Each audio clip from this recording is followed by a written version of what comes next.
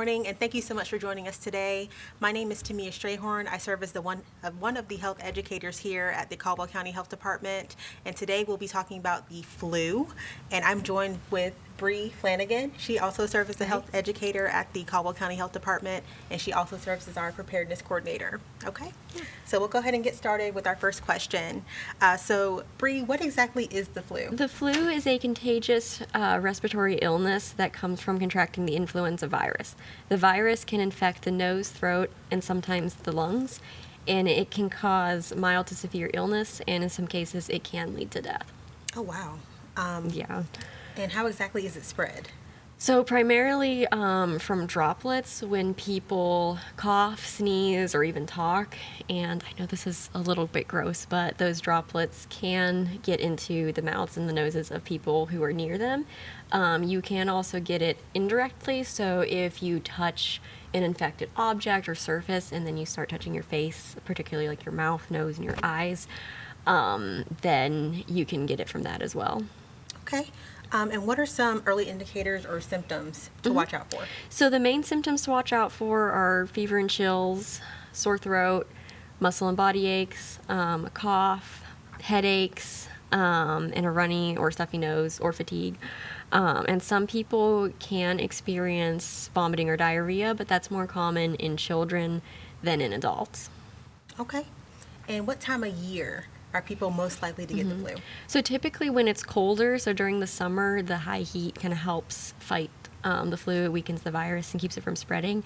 So during from October to May, and that's also during the school season. So when people are in very close contact or congregating in one area a lot, then it spreads more quickly. Okay. And who is most at risk for serious illness?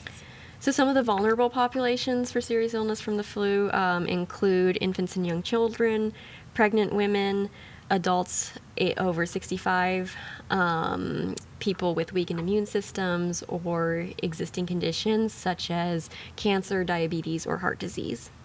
Okay. Now, are there any associated complications with these serious illnesses? Or? There can be. Some common examples include pneumonia, bronchitis, sinus infections, and ear infections. Okay. How can people prevent getting the flu altogether?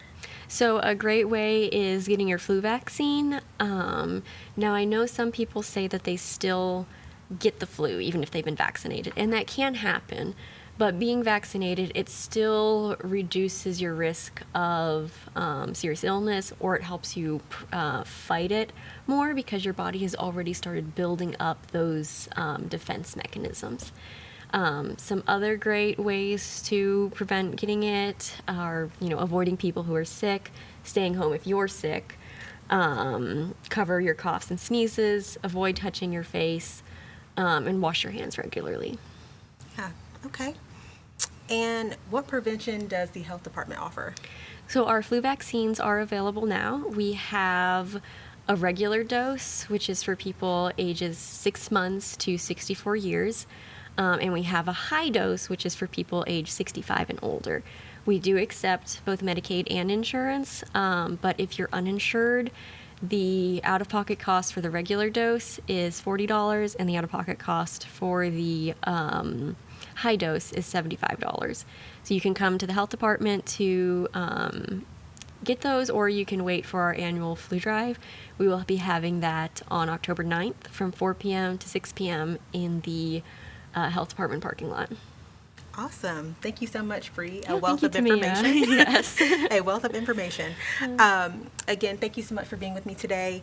And I will plug that we have our Community Health Needs Assessment Survey out in the community now circulating. If you would like your voice to be heard and give us some feedback on what you think about this community, please fill out that survey and get it back to us no later than the end of October.